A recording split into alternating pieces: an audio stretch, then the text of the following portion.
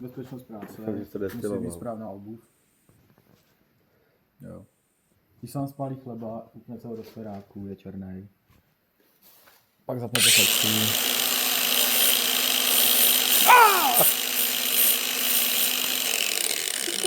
To nevadí, ono to ta flexa vezme i tak, jakoby jo. A nebo si, no, vezmete radši ruku, ale...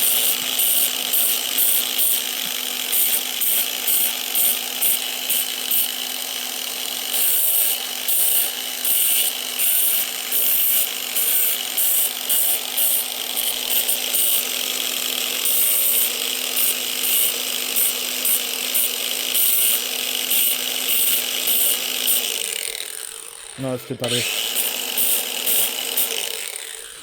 Já bych řekl, že je super topinka jako. Máš tu černou ze světa. Když se on chce samozřejmě krájet nožem, tak to má být to flex. Čistý řez, bych řekl. Dobrý. Uka? Doporučuju. Fakt? Super. Je to dobrý, počkej.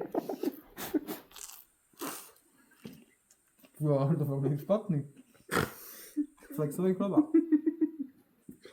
Buď to vypnu.